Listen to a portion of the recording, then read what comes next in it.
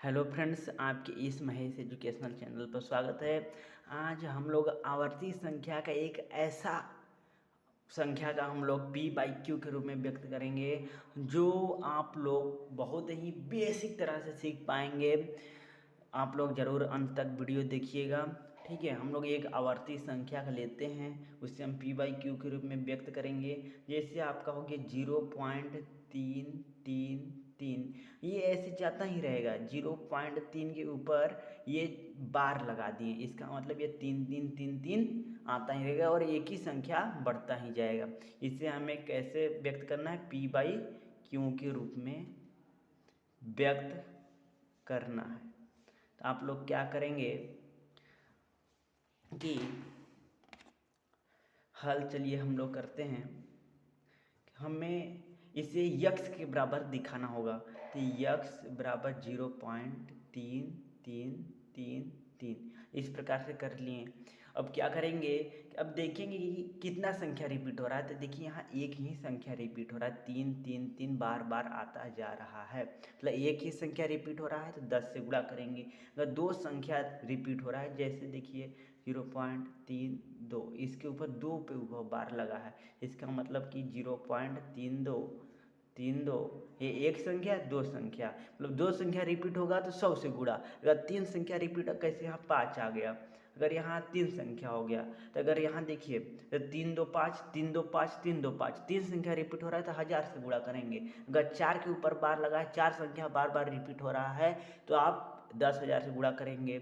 इस प्रकार से आप लगाते जाएंगे जीरो। ठीक है, तो यहाँ दोनों पक्षों में 10 से गुणा कर देते हैं, क्योंकि एक ही संख्या रिपीट हो रहा है।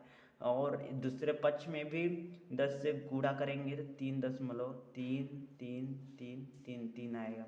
ठीक है, अगर 10 यक्स में से यक्स घटाएंगे 9 यक्स बचा, और 3.333 में 0.333 घटाएंगे। चलिए यह भी हम सिखाते हैं, क्योंकि बेसिक से सीखना है तो आप लोग को ये भी जानना जरूरी है। 10 यक्स में से यक्स घटाएंगे 9 यक्स, और 3.333 में 0.333 घटाएंगे तो आपका बचेगा 3, क्योंकि ये 0 0 पूरा हो जाएगा। यहाँ हो जाएगा 3, यक्स बराबर 3/9, तो ये काटेंगे, आपका आ जाएगा 1/3 आप लोग का आ गया। मतलब ये पी बाई क्यू के रूप का हो चुका है, व्यक्त हो चुका है। अब देखिए पी बाई क्यू क्या है, मतलब ये परिमेय संख्या। परिमेय संख्या देखिए यही है कि जिसे जिसे हम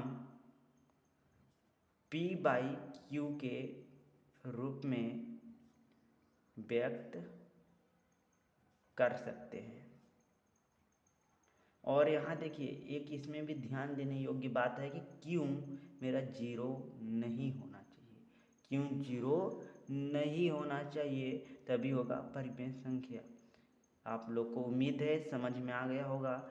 चलिए एक बार और हम दोहरा देते हैं, रिपीट कर देते हैं। अगर आप लोग का ऐसे आ जाए संख्या 0.333, मतलब एक ही संख्या बार बार रिपीट हो रहा है, तो उसको अगर आपको पी बाई क्यू के रूप में व्यक्त करना है तो कैसे करेंगे कि आप इसको यक्स के बराबर पहले मान लेंगे।